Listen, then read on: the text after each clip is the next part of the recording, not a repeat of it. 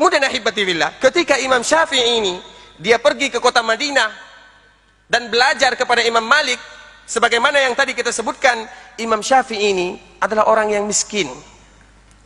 Jadi ketika dia belajar kepada Imam Malik, dia tidak mempunyai kertas, catatan, atau buku yang bisa dia menulis hadis-hadis yang disampaikan oleh gurunya. Ketika dia duduk di majelis Imam Malik rahimahullahu ta'ala, dan dia pada waktu itu masih kecil, dan halaqah Imam Malik, halaqah yang ada di Masjid Nabawi atau yang ada di kota Madinah adalah halaqahnya orang-orang yang besar, kecuali dia, Imam Syafi'i. Jadi pada saat itu umurnya baru 9 atau 10 tahun.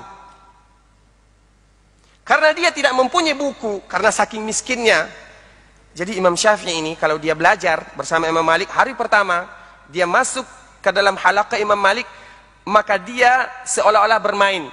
Dia ambil telunjuknya, kemudian dioleskan di lidahnya pakai air liurnya, kemudian dia menulis seperti ini. Jadi ditulis pakai air liurnya di tangannya. Nah, Imam Malik yang dia menyampaikan hadis-hadis Rasulullah SAW merasa terganggu.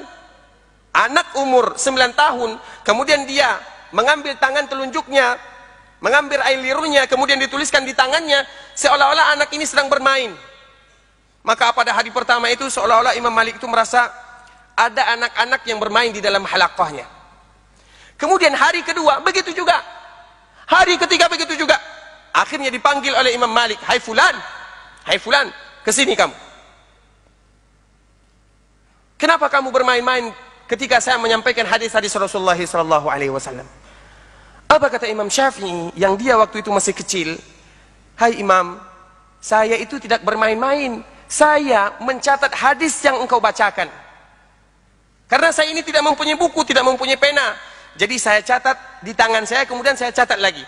Kalau kamu tidak percaya, silahkan uji. Akan saya bacakan kepadamu seluruh hadis yang engkau sampaikan, mulai dari hari pertama, hari kedua, dan hari ketiga.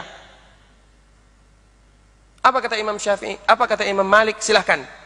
Akhirnya Imam Syafi'i membacakan satu persatu hadis yang telah dia dapatkan.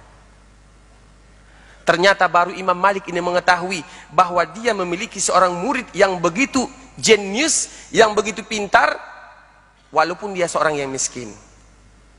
Jadi kalau misalnya IQ kita sama dengan IQ Imam Syafi'i, jadi kalau belajar itu tidak apa-apa membawa buku tulis. Kalau sama ingatan kita itu dengan Imam Syafi'i rahimahullahu ta'ala.